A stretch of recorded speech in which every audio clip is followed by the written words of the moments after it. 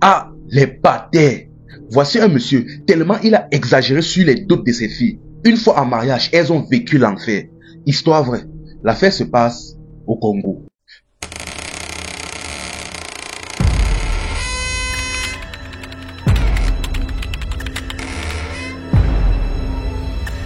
Ah, déjà, pour tous ceux qui se demandent comment j'ai fait pour savoir ça, le jour de la dot, j'étais là pour manger. Déjà, vous devez comprendre que la dot, ce n'est pas un business. Et avant souvent de calculer souvent vos dots, réfléchissez à 2 fois. Parce que si après avoir écouté l'histoire, c'est là. J'ai bien précisé au début de l'histoire les pâtés. Si après avoir écouté l'histoire-ci, vous partez encore exagérer dans cette dot-là, mon ami, c'est que vous êtes maudit. Voici le monsieur en question. Ici, on va l'appeler Kougné. Ce qui se passe, c'est que c'était un monsieur qui avait l'habitude il avait 3 filles. Mais à chaque fois que des messieurs venaient épouser ses filles, il avait toujours tendance à exagérer, à abuser. C'est-à-dire, son procédé était simple. Dès que un homme vient, par exemple, a un peu de l'intérêt pour sa fille et qui sent déjà que non, la demande est en train d'arriver, ce qui se passe, c'est qu'il commence déjà un peu à faire des demandes. C'est-à-dire, un peu, il te dit que mon fils, j'ai besoin d'un sac de ciment, tu donnes. Demain, j'ai besoin d'un autre sac de ciment, tu donnes. Demain, mon fils, est-ce que tu peux me donner un petit chèque de lui donne. Ainsi de suite, tellement qu'à un moment donné, toi-même tu te rends compte que tu es en train de construire une maison au pâté. Mon ami, le pâté a été sans pitié. C'est ainsi donc qu'après maintenant même avoir construit une maison, quand tu viens faire la demande, et après avoir fait la demande, tu te dis que non, ça va, vu que tu l'as littéralement construit une maison, peut-être au moins il aura pitié de toi pour la dot, mais non. C'est pendant la dot, maintenant au moment donc de la dot, de faire la liste, qui te montre son vrai visage. C'est-à-dire, il te montre même que la maison que tu as construite là, même si c'est 2 étages que tu as levé, il te montre que ce n'est rien. Ce qui fait donc que lui, il ne voulait que des hommes riches pour ses filles. Ce qui fait donc que déjà la première de base a été très chanceuse. C'est-à-dire, elle d'abord c'était une boxeuse. Elle avait déjà son argent et elle est tombée sur un homme très riche. Donc de ce côté-là, il n'y avait pas trop de problème. Pour la deuxième, mon ami, c'était le parcours du combattant. Elle a choqué, fatigué, choqué avec son mari jusqu'à ce qu'ils ont réussi à se marier. Mais maintenant, la troisième, déjà à distance, elle avait déjà vu que, elle avait déjà vu la mentalité du père. Elle savait à quel point le père aimait se pavaner au quartier, dit que non, ses filles n'épousaient que des hommes riches, comment ses beaux-fils lui construisaient des maisons, ceci, cela. Elle a déjà su que non, son tour arrivait, son père n'allait pas la laisser. Mais au moins très sage, elle a donc décidé d'anticiper. Dans un premier temps déjà, elle a dit que non, elle veut faire comme sa première grande sœur. C'est-à-dire, elle va tout faire pour avoir un homme riche. Mais heureusement, au moins, elle n'a pas fait comme nos pays, c'est aujourd'hui, quand les pop-corn dans le cerveau. C'est-à-dire, s'habiller bêtement, s'asseoir en plein carrefour, en attendant de tomber sur des hommes riches, des sugar daddy, je ne sais quoi. Ou peut-être partir dans la sorcellerie, non. Elle a décidé d'abord, dans un premier temps, de beaucoup travailler, donc, ce qui fait donc qu'elle avait ses diplômes, elle avait un bon travail, ceci, cela, et elle est tombée sur un homme riche. Un homme riche. Donc, du moins, il y a riche et riche. Dans la richesse, il y a niveau et niveau. L'homme là, quand même, était riche, on va dire. Bon. Elle est tombée sur l'homme là, ils ont géré la relation. Et à un moment donné, quand l'homme là a commencé à lui parler de mariage, elle avait même déjà oublié la mentalité de son pâté. Mais au moins, pour éviter les problèmes, elle a commencé à anticiper. Elle a dit au gars que franchement, moi je ne vais pas te mentir, mon père est très bizarre, est très avare. Il a commencé un peu à lui expliquer la situation de sa famille, comment son père a l'habitude de faire. Il dit que non, franchement, je ne vais pas te mentir, si tu veux m'épouser, tu dois comprendre que mon père est... Donc, il est très avare. Il va vraiment te mettre mal à l'aise financièrement parlant. Il a dit que non, ne t'inquiète pas. Donc, il lui a prévenu comme ça. Il a dit que ne t'inquiète pas, on va s'apprêter. Les années donc sont passées, le monsieur donc, après avoir écouté l'histoire de sa femme, comment ses sœurs ont fait, il a donc commencé à s'apprêter financièrement, il a commencé à accumuler l'argent. Mais à tout moment, elle venait toujours lui avertir que, ah, mon père est comme ça, oh. Donc je ne sais pas, est-ce que tu suis, il disait que oui, ne t'inquiète pas. Elle lui a prévenu plusieurs fois, tellement que le jour où il a commencé à se présenter devant la famille, pas pour la dot, déjà au moins pour qu'on le voit. Le père donc a commencé à anticiper, sac de ciment, petit chèque, camion de sable. Lui au moins il a anticipé, il donnait sans problème, tellement qu'à un moment donné, c'est comme si le père là voulait lever un immeuble sur la tête du jeune, mon ami. J'avais pitié.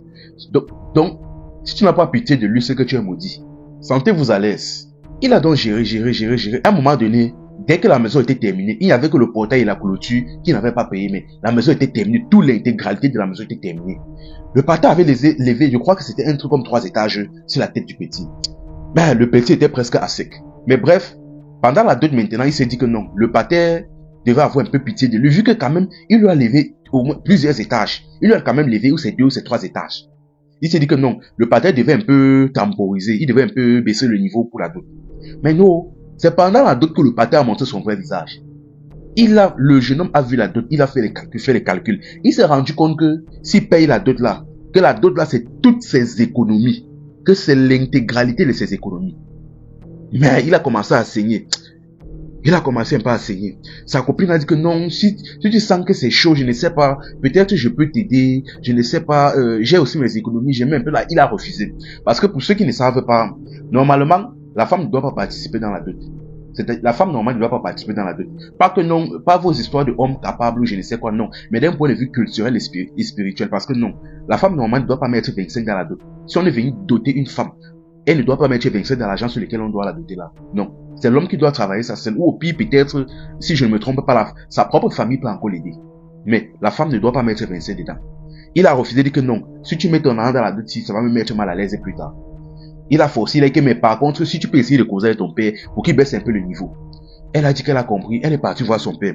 Elle a essayé de négocier avec son père. Son père ne voulait rien comprendre. Le pâtre était wise, donc, avare les problèmes. Comme on dit souvent, mon cheval a le moteur. L'avarice du pâtre, enfin bref, vous allez voir. Elle a signé fatiguée. Elle est même partie voir sa mère. Elle dit que, tu sais que ton père est comme ça. Même si tu sais à quel point il aime l'argent. Même si on parle comment il va rien comprendre. On est parti, on a tourné. Elle est même partie voir ses sœurs. On dit que, nous, on a vécu ça. Si c'est là qu'il ne va rien comprendre. Donc, ça ne sert à rien. Elle a choqué finalement. L'homme donc s'est résigné. Il a pris toutes ses économies, tout l'argent qu'il avait prévu pour ses projets, tout. Il est parti verser au pater. Le pater a pris ça jusqu'à il a montré ses dents. Il était tout content. Il a même pas dit merci. Bref, il est parti. Tout le mariage s'est bien passé, ceci, cela. Ils étaient mariés maintenant, ils logeaient ensemble. Sauf que maintenant, une fois en mariage, aïe, la fille a vécu le feu. À partir du moment où ils sont entrés en mariage, son mari était nerveux, les problèmes, toujours nerveux. Nerveux, comme vous comprenez, nerveux là, c'est-à-dire, ils avaient toujours les problèmes. Tout le temps, quand ils se croisaient, il la regardait mal. C'est-à-dire, à chaque fois qu'il regardait sa femme, il pensait à tous ses économies qu'il est parti verser sur son pâté. En plus de la maison qu'il est parti construire. Il a pensé à tous ses projets qu'il a dû abandonner pour épouser la femme. Donc, il était nerveux, les problèmes. Ce qui faisait qu'à tout moment, ils avaient les problèmes, les disputes. C'est-à-dire, dès qu'ils se tamponnent dans un couloir, et que peut-être en marchant là, elle piétine un peu son pied. Une gifle pouvait sortir de nulle part là sur elle. Là, elle a compris que le type là, elle a compris que non, le tout si son pâté est en train de gâter son mariage. En fait, concrètement même, la situation pouvait encore être calmée, pouvait encore aller, mais ce qui tensionnait encore plus le gars, et ce qui maintenait encore sa colère, que le père, quand il a pris la dot, après avoir signé le gars, que ce soit pour lui construire une maison ou pour gérer la dot, à aucun moment, le pâté n'a dit merci, n'a appelé pour dire mon beau, vraiment ceci, cela, rien. C'est-à-dire, dès qu'il a construit la maison, dès qu'il a pris la dot, il n'a même jamais appelé, même pour le féliciter pour le mariage, rien. Mais le père était en train de se pavaner au quartier, disant que non, mes filles épousaient des hommes riches, ceci, cela, ça faisait pitié. Ce qui faisait donc que toute la colère du type là se déversait sur sa femme. Le mariage ne donnait pas. Il est parti donc voir elle est donc partie voir son pâté pour dire que pardon, je ne sais pas, regarde comment tu as gâté mon mariage, ceci, cela, regarde comment ça se passe actuellement. Et le pâté donc, dans tout son orgueil, il dit que Aka, il te parle mal par rapport à quoi? Si c'est comme ça, même tu quittes le mariage, là tu rentres. Il ne te mérite pas ceci, cela. Elle a vu que ça ne servait à rien de causer avec lui. Elle est quittée. Elle est partie voir encore sa mère. Sa mère dit que, tu connais comment ton père est. Si c'est là que même si on parle comment il va rien comprendre. Son cheval a le moteur. Elle est partie voir ses sœurs. Elle a supplié. Ses sœurs voulaient encore la laisser, mais elle a supplié ses sœurs que pardon. Mon mariage est en train de finir. On vient que de commencer. On n'a même pas fait 1 ou 2 mois. Le mariage est déjà en train de finir. Pardon. Faites quelque chose. Elles ont dit qu'elles ont compris. Elles sont donc réunies, eux 3.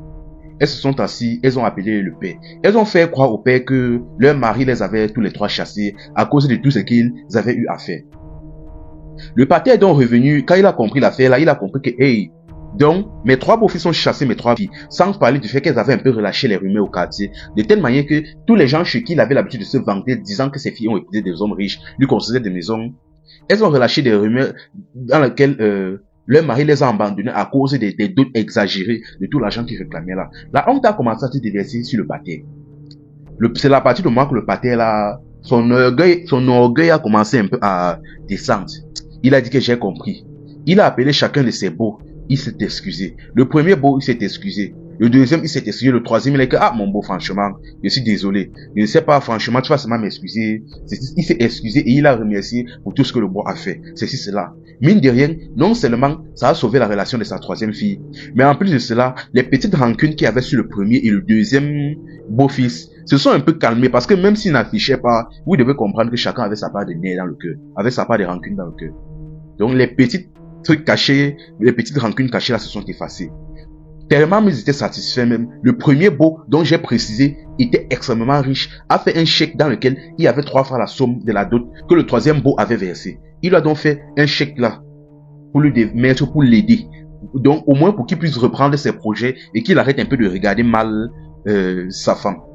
C'est à partir de là donc maintenant que sa relation, donc que les problèmes donc de la fille s'est arrêté et elle a pu vivre, consommer son mariage normalement. Mais franchement, juste pour vous dire, je répète encore, la dot ce n'est pas un business. Je dis ça à certains parents, notamment les pater, parce que c'est eux qui planifient. Le mariage n'est pas un business. La dot n'est pas un business. Parce que souvent, vous devez comprendre que, tout comme dans l'histoire, si ça arrive constamment, vous devez comprendre que si vous exagérez souvent trop dans les dots là, et que le gars paye à contre-cœur, sachez que sa rancune, ses nerfs vont se déverser sur la fille. Et hormis de ça, même si c'est quelqu'un même qui a trop bon cœur, à quoi ça sert de verser toutes tes économies pour doter quelqu'un si c'est pour souffrir une fois dans le mariage? Franchement, ayez un peu pitié s'il vous plaît, soit ayez un peu de considération. Ça faisait pitié. Donc, elle a seulement sa chance que, de un, ses sœurs ainsi que ses sœurs d'abord de base étaient riches. Et de deux, elles étaient compatissantes. Parce qu'il y a des familles où souvent c'est chacun pour soi. Tu racontes ta vie, on dit que chacun a ses problèmes, on ne te calcule pas. Aïe aïe aïe. Enfin bref, comme on dit souvent ici chez nous au Cameroun, il cherche à le trouver. Il a cherché aussi, il a trouvé. Bref, partagez et likez la vidéo au maximum la famille. Ou au moins likez la vidéo, ça m'aide beaucoup dans ce que je fais. Enfin bref, c'était info et amusement. Ici on s'informe et on s'amuse.